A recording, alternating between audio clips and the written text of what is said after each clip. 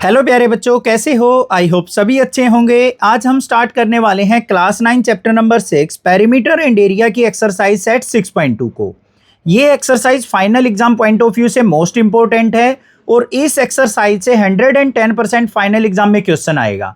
तो एक भी क्वेश्चन आपको स्किप नहीं करना है। ये मेरी गारंटी है कि पूरी वीडियो देखने के बाद आपका कंसेप्ट ऐसे स्ट्रांग हो जाएगा कि एनसीईआरटी का क्वेश्चन हो या कोई बाहर से क्वेश्चन हो, आप उसको चुटकियों में सोल्व आउट कर लोगे। तो चलिए देखते हैं क्वेश्चन नंबर 1 क्या दे रखा है।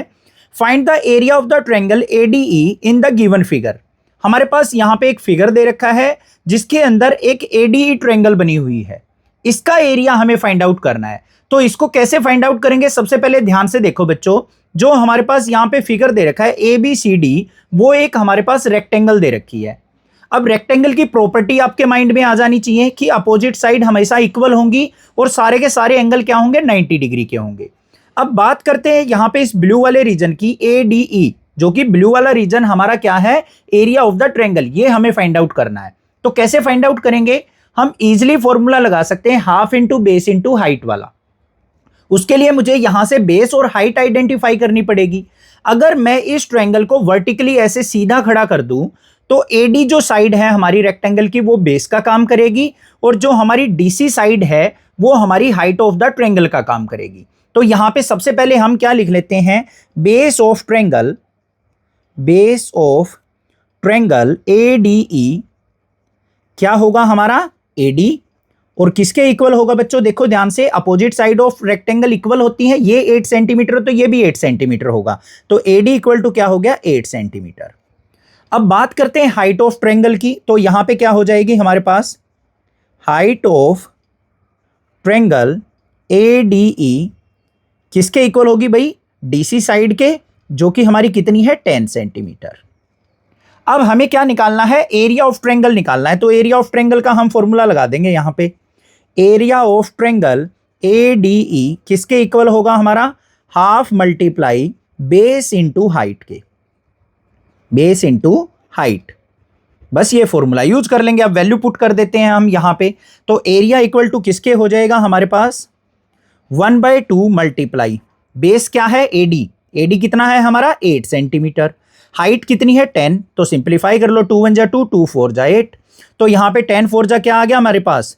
Area of triangle ADE equal to 10 4 जा 40 सेंटीमीटर स्क्वायर। तो ये हमारे पास क्या आ गया? आंसर आ गया। आई होप क्लियर किस प्रकार से हम ये फॉर्मूला लगा के area of triangle find out कर सकते हैं।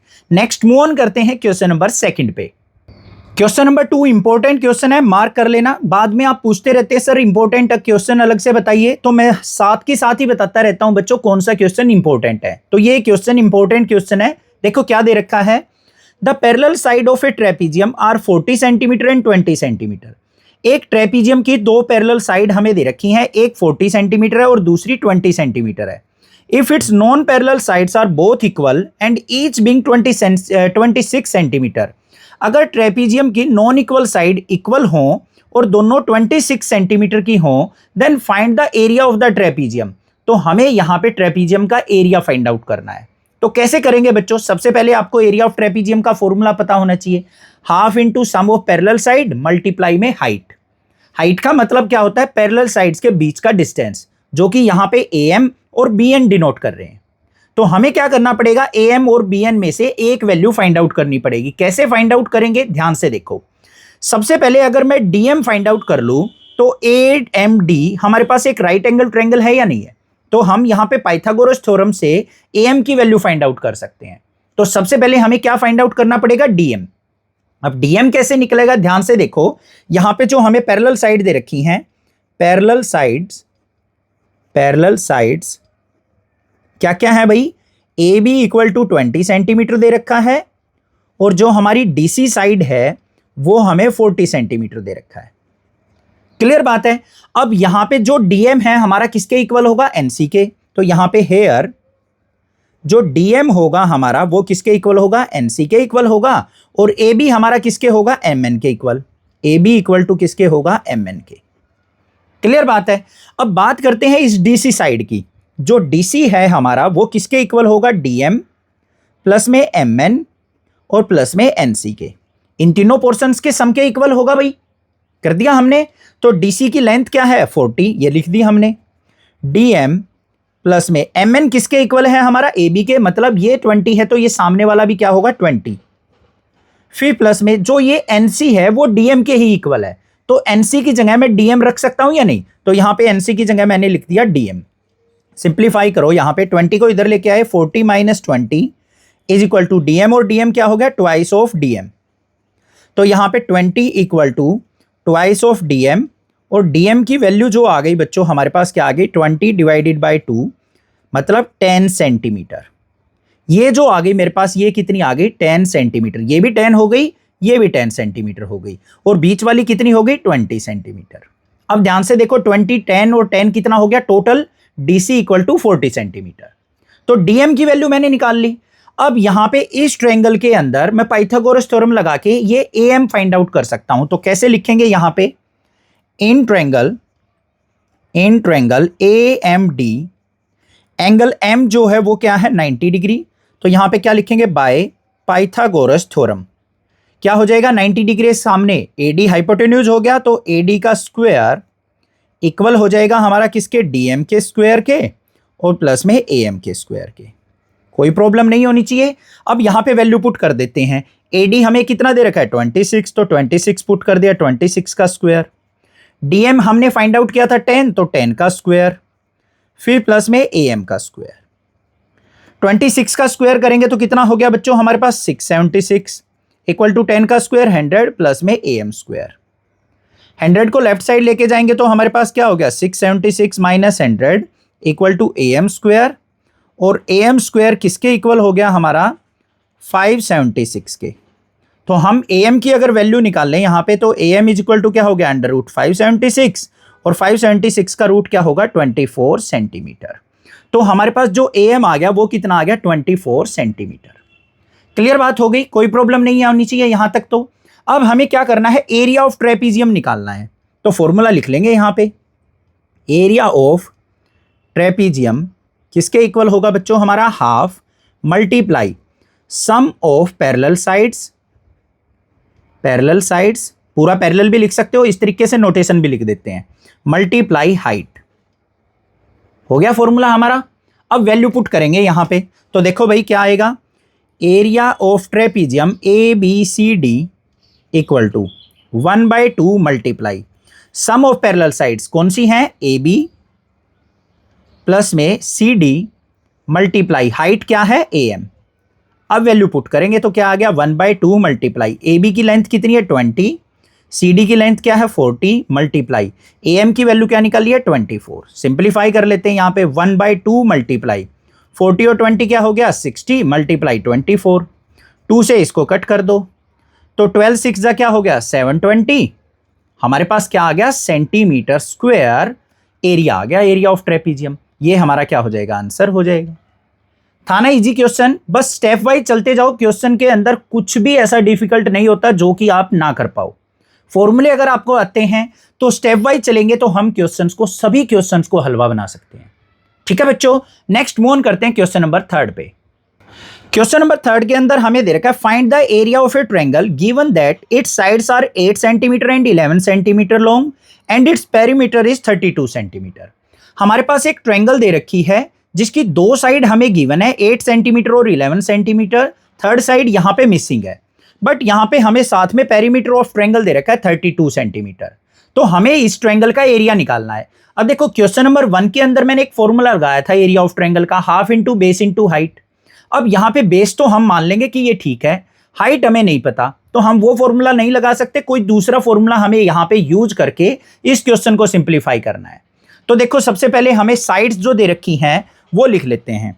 तो यहां पे क्या लिखेंगे sides of triangle. First side को हम ए से डिनोट कर लेते हैं बच्चों, ए क्या है 8 सेंटीमीटर हमें दे रखी है, बी जो है हमें क्या दे रखा है 11 सेंटीमीटर दे रखी है, थर्ड साइड हमें नहीं दे रखी, हमें पेरीमीटर ऑफ ट्रायंगल दे रखा है वो लिख लेंगे, पेरीमीटर ऑफ ट्रायंगल वो हमें कितना दे रखा है 32 सेंटीमीटर दे रखा है। अब एक बात बताओ, इस 32 की हेल्प से हम third side of triangle find out कर सकते हैं या नहीं? बिल्कुल कर सकते हैं। पेरीमीटर ऑफ ट्रायंगल क्या होता है बच्चों हमारा? Perimeter of triangle sum of three side मतलब a plus B plus C के इक्वल होगा। पेरीमीटर ऑफ ट्रायंगल गिवन कितना है 32 इक्वल टू a क्या है 8, b क्या है 11, c साइड हमें नहीं पता वो मिसिंग है, निकालते हैं भाई यहाँ पे। 32 इक्वल टू 11 और 8 क्या हो गया 19 प्लस में c, 19 को लेफ्ट साइड लेके जाएंगे 32 माइनस 19 इक्वल टू c, तो c इज इक्वल टू क्या आ गया 32 में से 19 गया तो हमारे पास 13 सेंटीमीटर हमारे पास क्या आ गई third side of the triangle, मतलब ये आ गई 13 सेंटीमीटर। अब हम एरिया कैसे निकाल लेंगे? बिल्कुल सिंपल है। यहां पे सबसे पहले हम क्या निकालते हैं बच्चों? एस निकालते हैं। एस किसके इक्वल होता है हमारा? पेरीमीटर डिवाइडेड बाय 2, या फिर हम क्या कह सकते हैं सम ऑफ साइड्स डिवाइडेड बाय 2 करके। तो यहां पे पेरीमीटर कितना दे रखा है हमें 32 दे रखा है, 32 डिवाइड बाय 2 करेंगे तो सेमी पेरीमीटर हमारे पास कितना आ गया यहां पे 16 सेंटीमीटर। एस की वैल्यू आ गई। एरिया ऑफ ट्रायंगल कैसे निकलेगा? Area of triangle equal to किसके होगा? Under root S into S minus A, S minus B, S minus C. Heron's formula हम यहां पे यूज करेंगे।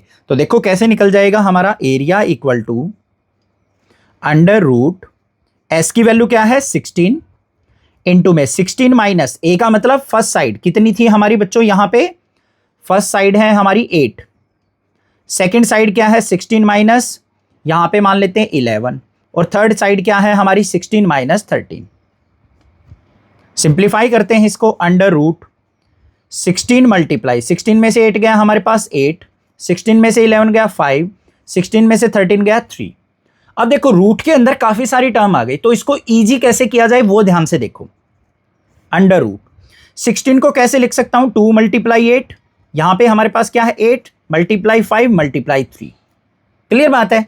अब यहां पे पेयर देखो किसका बन गया 8 का पेयर बन गया। रूट में से एक पेयर में से एक वैल्यू बाहर जाएगी, तो 2 8 है तो बाहर चला गया 1 8, अंदर क्या बन गया जो बिना पेयर वाली वैल्यू बच गई 2 मल्टीप्लाई 5 मल्टीप्लाई 3। अब देखो सिंप्लीफाई कैसे करेंगे 8 अंडर रूट 5 2 जा 10, 10 3 जा 30।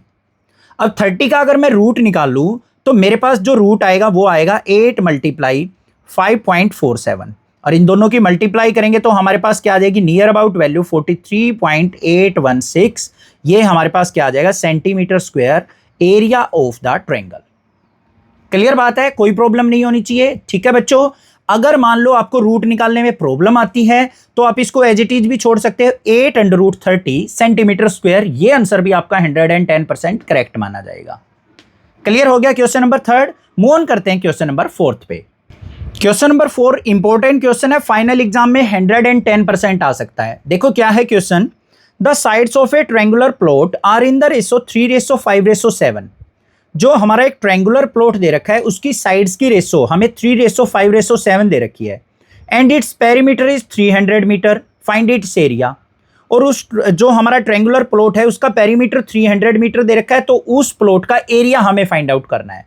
अब बच्चों ध्यान से देखो, जब भी यहां पे साइड दे रखी हो ना रेशो में, एरिया दे रखा हो या फिर साइड्स दे रखी हो या फिर कुछ और चीज दे रखी हो, तो हम क्या करते हैं इनको साथ में एक वेरिएबल लेके लिख लेते हैं। कैसे? ध्यान से देखो, एक मिनट में मीनिंग समझो इसका। 3:5:7 ये दे रखा है। अब साइड जो है ना हमारी वो किस तरीके से निकलेंगी, किसी एक कांस्टेंट वैल्यू से मल्टीप्लाई करके निकलेंगी। जैसे मान लो यहां पे 3 से मल्टीप्लाई कर दिया 9, 15 और 21, ऐसे भी हो सकती है 9, 15, 21। 2 से मल्टीप्लाई करके बना दी मान लो 6, 10 और 14, इस प्रकार से भी हो सकती है हमारी साइड। या फिर हम 5 से मल्टीप्लाई कर ले या 6 से कर दे, किसी एक वैल्यू से फिक्स वैल्यू से ये तीनों की मल्टीप्लाई हो रखी होगी, उससे हमारी साइड निकलेगी। अब जो ये रेशो होती है ना, इनके हम साथ क्या मान लेते हैं बच्चों, एक वेरिएबल मान लेते हैं, एक्स मान लो, वाई मान लो या जेड मान लो, कैसे भी मान लो। तो देखो हम यहां पे क्या लिखेंगे, लेट साइड्स ऑफ ट्रायंगल हमें रेशो में दे रखी हैं, तो हम क्या मान लेते हैं, एक 3x है, एक 5x है और दूसरी क्या है 7x। इस प्रकार से साइड है। अब पेरीमीटर जो हमें दे रखा है वो क्या दे रखा है, पेरीमीटर ऑफ ट्रायंगल वो हमें दे रखा है बच्चों 300 मीटर। अब पेरीमीटर का जो फॉर्मूला होता है वो देखो क्या होता है, पेरीमीटर ऑफ ट्रायंगल किसके इक्वल होता है बच्चों, सम ऑफ थ्री साइड्स के, सम ऑफ थ्री साइड्स, यही तो फॉर्मूला होता है हमारा। पेरीमीटर ऑफ ट्रायंगल कितना है 300 इक्वल टू साइड क्या है यहाँ पे 3x plus 5x plus 7x। यहां से x की वैल्यू निकाल लेंगे कि किस चीज से मल्टीप्लाई होके हमारी साइड निकलेंगी। देखो कैसे, 300 इक्वल टू 5 और 3 8 और 7 क्या हो गया 15x। यहां पे x की वैल्यू निकालेंगे तो क्या हो गया 300 डिवाइड बाय 15, तो 15 से डिवाइड किया तो यहां पे क्या आ गया मेरे पास 20। तो 20 से हमें क्या करना है, इस रेशो को मल्टीप्लाई करना है, उससे हमारी साइड ऑफ ट्रायंगल निकलेगी। तो यहां पे क्या हो जाएगा बच्चों, हमारी sides of triangle, sides of triangle, पहली साइड को हम a मान लेते हैं, वो क्या थी 3x। तो यहां पे क्या हो जाएगा बच्चों 3 मल्टीप्लाई x की वैल्यू 20 पुट करेंगे तो कितनी हो गई 60 मीटर। b देखेंगे तो क्या है 5x, तो यहां पे क्या हो जाएगा 5 मल्टीप्लाई 20, तो यहां पे 520 की मल्टीप्लाई करेंगे तो कितना हो गया 100 मीटर। और c साइड जो है वो कैसे निकलेगी 7x से, तो क्या हो गया 7 मल्टीप्लाई 20, तो हमारे पास कितना हो गया 140 मीटर। तीनों साइड आ गई हमारी ट्रायंगल की।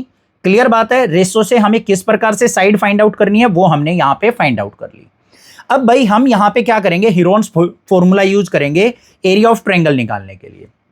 तो सबसे पहले एस सेमी पेरीमीटर किसके इक्वल होगा, पेरीमीटर डिवाइडेड बाय 2 कर लो, या फिर हम सम ऑफ साइड्स डिवाइडेड बाय 2 ऐसे निकालते हैं। तो हमारे पास एस इज इक्वल टू क्या हो जाएगा, पेरीमीटर कितना था 300 डिवाइडेड बाय 2 से इसको कट किया तो क्या आ गया 150।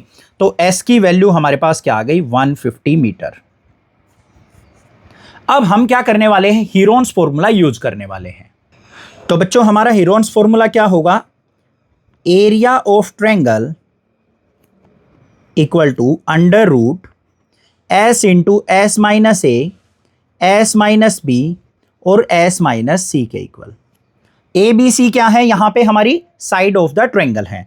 तो देखो एरिया ऑफ ट्रायंगल क्या आ जाएगा हमारे पास, area equal to under root S की वैल्यू क्या निकाल ली है 150 इंटू 150 माइनस क्या क्या साइड है 60 100 और 140। तो यहां पे पहले क्या लिखेंगे माइनस में 60, फिर 150 माइनस में 100 और फिर 150 माइनस में 140।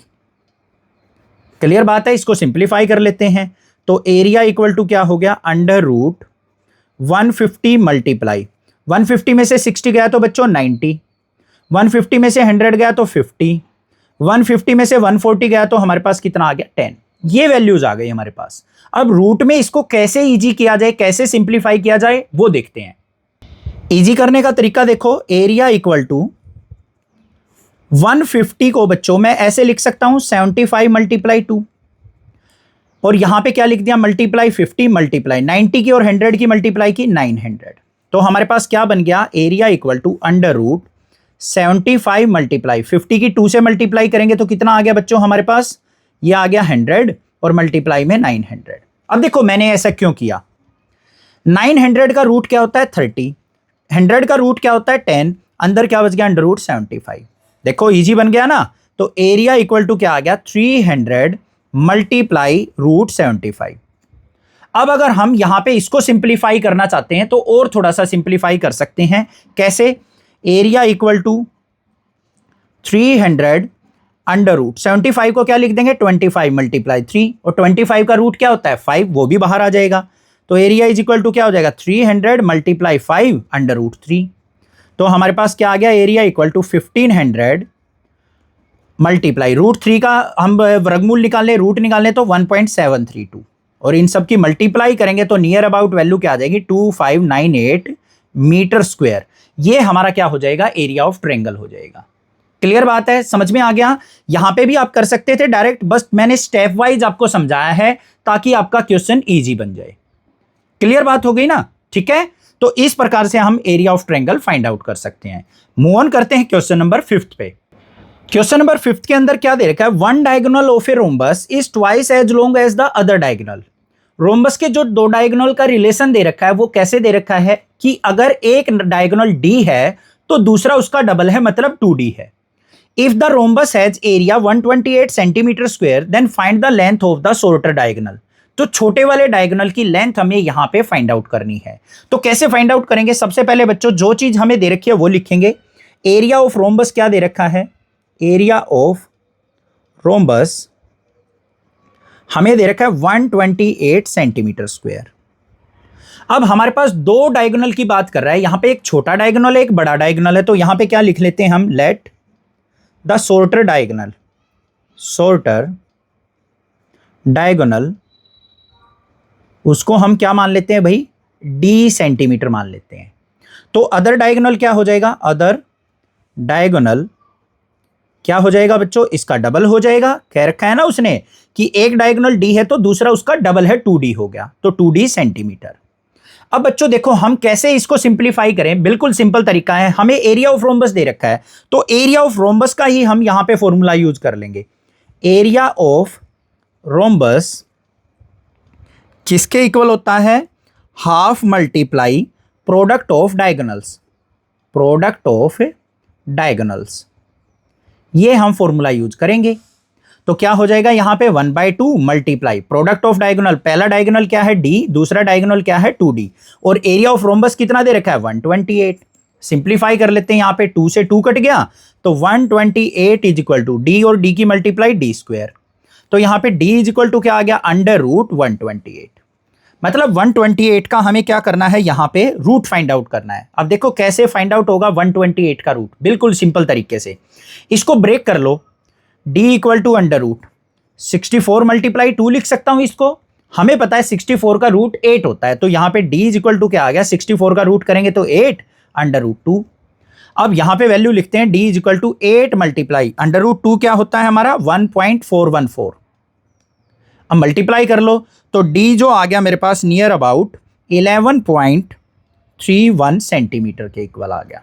तो ये हमारे पास क्या हो जाएगा? Length of the shorter diagonal. Clear बात हो गई? समझ में आ गया? अगर लॉन्गेस्ट डायगोनल की बात करता तो हम यहां पे इसको 2 से मल्टीप्लाई कर देते, हमारे पास क्या हो जाता? 22.62 centimetre length of the longest diagonal. Move on करते हैं क्वेश्चन नंबर 6 के ऊपर। क्वेश्चन नंबर 6 इंपॉर्टेंट क्वेश्चन है। देखो बच्चों क्या है? ABCD is a parallelogram and P and Q are any 2 points on the side AB। ABCD हमारे पास क्या है? एक पैरेललोग्राम है जिसके अंदर जो AB साइड है उसके ऊपर 2 पॉइंट P and Q है। तो हम यहां पे क्या करते हैं? एक पॉइंट P मान लेते हैं और एक पॉइंट यहां पे क्या मान लेते हैं? Q मान लेते हैं। डायग्राम बनाना सिखा रहा हूं क्योंकि वहां पे डायग्राम नहीं आएगा, इस प्रकार से स्टेटमेंट होगी। What can you say about the ratio of area of triangle PCD and area of triangle QCD? तो हमें ये दो ट्रायंगल्स भी फॉर्म करनी है यहां पे। तो सबसे पहले क्या करते हैं बच्चों? हम PCD ट्रायंगल बनाते हैं। PCD कैसे बनेगी? मुझे P को C और D से ज्वाइन करना पड़ेगा। तो यहां पे क्या करता हूं मैं? P और C को ज्वाइन कर देता हूं, ये कर दिया, और P और D को ज्वाइन कर देता हूं। तो ये मैंने क्या कर दिया? P और D को ज्वाइन कर दिया, तो मेरे पास ट्रायंगल बन गई PCD। अब दूसरी ट्रायंगल की बात करते हैं QCD। तो मुझे क्या करना पड़ेगा? यहां पे Q को C से ज्वाइन करना पड़ेगा। तो यहां पे ये कर देता हूं मैं, Q को C से ज्वाइन, और फिर Q को किससे ज्वाइन करना है? D से भी ज्वाइन करना है। तो मैं Q को और D को भी ज्वाइन कर देता हूं। तो मेरे पास यहां पे दो ट्रायंगल बन के तैयार हो गई, एक ब्लू वाली और एक रेड वाली ट्रायंगल। इन दोनों ट्रायंगल्स के एरिया की रेशो हमें फाइंड आउट करनी है। कैसे करेंगे? ध्यान से देखो बच्चों। सबसे पहले यहां पे एरिया ऑफ ट्रायंगल का फॉर्मूला हम कौन सा लगा सकते हैं? Half into base into height. ठीक है, तो यहां पे कुछ पॉइंट्स हैं जो आपको ध्यान देने हैं। जो हमारी ट्रायंगल PCD है, रेड वाली ट्रायंगल और ब्लू वाली ट्रायंगल, वो दोनों की दोनों CD बेस पे बनी हुई हैं। तो यहां पे क्या लिखेंगे? बोथ ट्रायंगल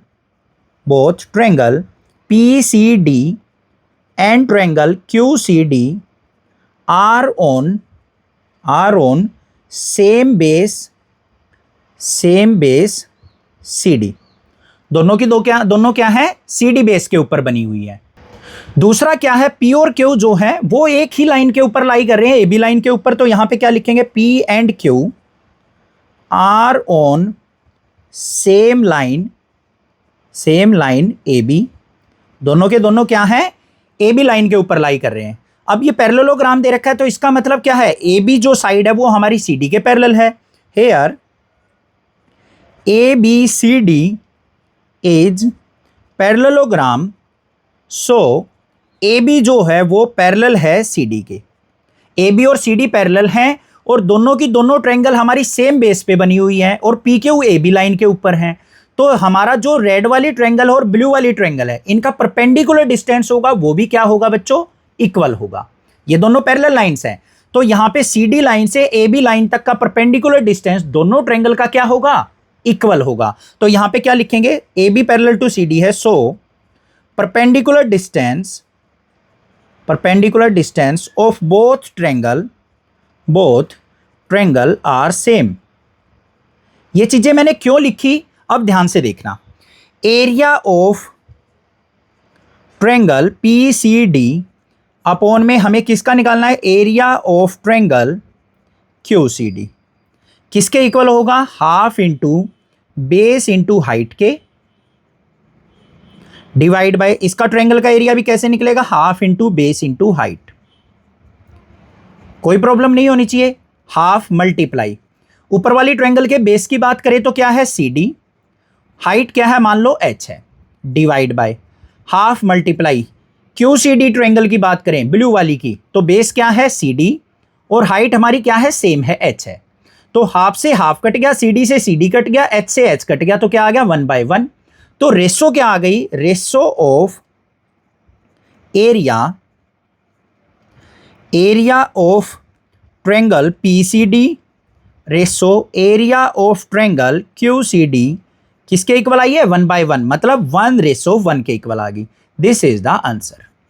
एक एक स्टेप मैंने समझाया है, करने को तो मैं डायरेक्ट बता देता, बट ये पॉइंट्स मैंने क्यों लिखे, ताकि आपका कंसेप्ट अच्छे से क्लियर हो जाए कि भाई दोनों के दोनों सेम बेस पे ट्रायंगल बनी हुई हैं और उनके जो एंड पॉइंट है वो एक ही साइड पे है, एक ही लाइन के ऊपर है, और दोनों लाइन हमारी जो है ए बी और सी डी पैरेलल हैं, तो इनका परपेंडिकुलर डिस्टेंस भी इक्वल होगा, जो कि हमने एच मान लिया।